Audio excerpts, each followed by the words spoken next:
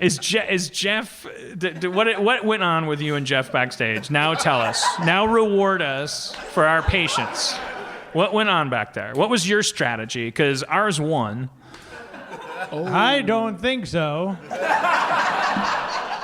Because we were having a ball. Well, I think we had a pretty good time too, didn't we, kids? Yay! I love like the people I didn't see clap. Like, nah. Well, those are the people. I'm sorry, Dad. Mom picked me up on Tuesday and got ice cream. So. That's fine. I love them too. I don't demand fealty. That's right. That's what makes me different from your fake gods.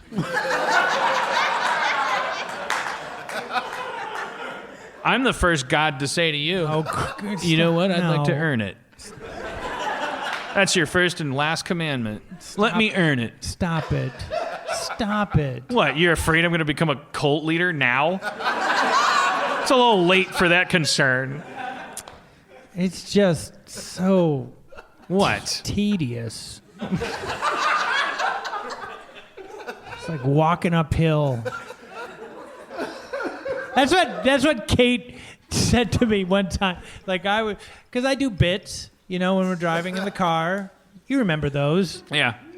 Schraub car bits. Yeah. Not necessarily. It's like me testing out material. Usually it's me singing the names of the signs that it's like 25 miles an hour. Right. Shop cold. Yeah. Like stuff like that. Like that. Yeah. And at one point, like it was like silent for a while, and then Kate goes, "Ugh, it's like talking to you is like walking uphill." And I was like, and I started like almost crying, and then she just started laughing her ass off. And I'm like, that's not funny. And then I started laughing because it was pretty funny. But it was funny because it hurt my feelings. I did like that's like a vitamin in small doses. Like it's not a representation of your union, but like also that's like your best partner will. I had a girlfriend once who said I was almost so proud of this. It was an insult, because we were sitting at an airport gate. And I was joking, because I had paid for first class tickets, and then they were like, "We're now admitting people who need to sit first and whatever." And I was like new to first class, and I was like, there was a guy literally with a cane that was clearly blind, and I said as a joke, but I lean into my jokes when I'm in private. I was like, oh, great. So what do I got to do to really sit first? Blind myself. And what did you say? What do I got to do? I was just making the joke. It didn't matter what I said. It was like the joke was I'm first class, but the blind guy gets to get on the plane first. He paid with his sight. What did you pay? I am aware of the goddamn irony, or I wouldn't have said something. If he would have traded, he would. My girlfriend. Go first. Can I see my baby? My girlfriend. You don't know that he got blind doing something cool. He could have been an asshole. He might have poked out an eye and a microscope that is designed to make Ebola. I was like, look, he was so enthusiastic about making Ebola. He's like, ow, I can't see. Thank God. My point was, you remember these zingers because they're actually like my girlfriend at the time said, you're like a watchdog group for one. And I thought it was really funny and scathing. Like it really kind of hurt. It was like, yeah, I really am like the most ridiculously horrible narcissistic person. But it was like also like an expression of like, wow, it's like for a partner to be like, you are awful.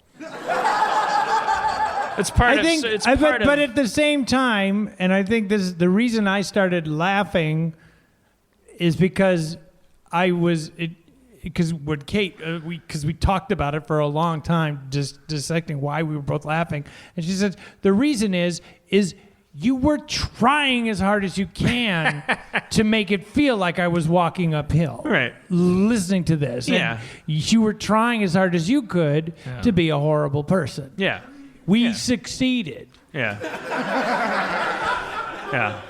Which is what couples do.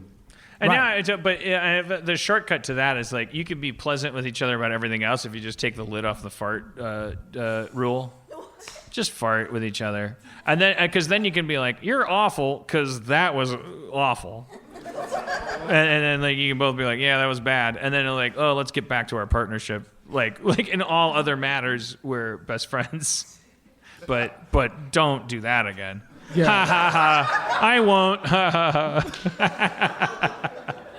Yeah, I'm from Missouri, so if, You want me to show you a fart? so we don't really fart in front of one another ever, which is I've done both. I think I've talked about that before. Like Sarah, I don't think she'd mind me saying this because Sarah was going out with Jimmy. Sarah Silverman going out with Jimmy Kimmel, who you think like, okay, these two are comedians, they're artists or whatever. But I remember we were talking about farting, and she was like, "Yeah, Jimmy and I don't fart around each other." We've discussed this on the program. And I was like, "You guys don't fart around each other, blah blah blah." And so me and McGathy, we did a whole marriage. It was like, yeah, let's not. The only thing I learned from it is that that's a thing you can do. That's a total option. Like it didn't make it worse. It didn't make it better. Right. But it's a distinctive decision. I think actually what it taught me is when I was a 25-year-old kid, like who was like, oh, I associated like farting in front of each other as like with like a threshold of intimacy. Yeah. That actually had to do with abuse. Well, that word is too heavy, but like that it was like, oh, you're family now, which means you're like I don't respect you now. We're not, you know, like it's like when the farting becomes, when it signifies like, well, you don't matter to me, you know? Like that's what you don't want to enter your head. Isn't the problem kind of making farts symbolic in any sense for the relationship? That could be. Because when it means something, isn't that like whether you're doing it in front of each other or not doing, but making it mean something, that seems like, well, what are we doing?